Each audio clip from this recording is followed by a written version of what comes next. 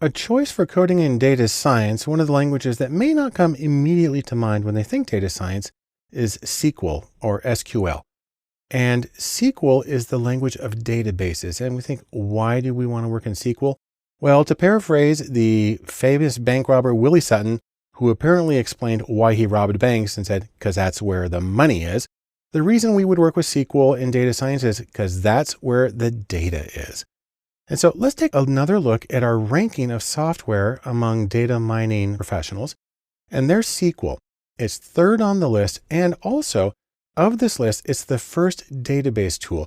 Other tools in there, for instance, get much fancier and they're much newer and shinier, but SQL's been around for a while and is very, very capable. Now there's a few things to know about SQL.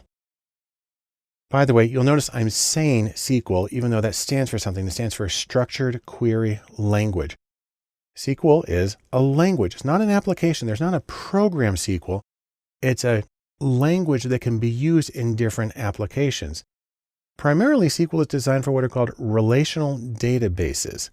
And those are special ways of storing structured data that you can pull in, you can put things together, you can join them in special ways, you can get some summary statistics. And then what you usually do is you then export that data into your analytical application of choice. So the big word here is RDBMS, and that stands for Relational Database Management System. And that's where you will usually see SQL as a query language being used. In terms of relational database management systems, there are a few very common choices. In the industrial world where people have some money to spend, there's Oracle database is a very common one, and Microsoft SQL or SQL Server. In the open source world, two very common choices are MySQL.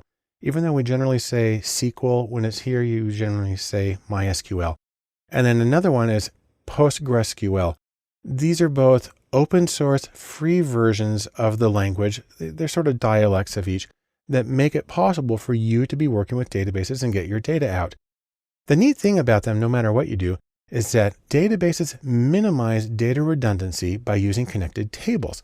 Each table has rows and columns, and they store different levels or different of abstraction or measurement, which mean you only have to put the information in one place and then it can refer to lots of other tables. Makes it very easy to keep things organized and up to date. When you're looking at a way of working with a relational database management system, you get to choose in part between using a graphical user interface or GUI, and some of those include SQL Developer and SQL Server Management Studio, two very common choices. And there are a lot of other ones like Toad and some other choices that are graphical interfaces for working with these databases. And there are also text-based interfaces. So really any command line interface and any interactive development environment or programming tool is going to be able to do that. Now you can think of yourself being on the command deck of your ship and learn a few basic commands that are very important for working with SQL. There are just a handful of commands that can get you most of where you need to go. There is the select command where you're choosing the cases that you want to include. From says which tables are you going to be extracting them from. Where is a way of specifying conditions, and then order by, obviously, is just a way of putting it all together. This works because usually when you're in a SQL database, you're just pulling out the information.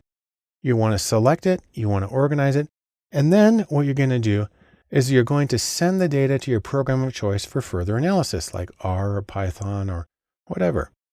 So in sum, here's what we can say about SQL. Number one, as a language, it's generally associated with relational databases, which are very efficient and well-structured ways of storing data. Just a handful of basic commands can be extremely useful when working with databases. You don't have to be a super ninja expert. Really, a handful, 5-10 commands will probably get you everything you need out of a SQL database. And then once you get the data organized, it's typically exported to some other program for analysis.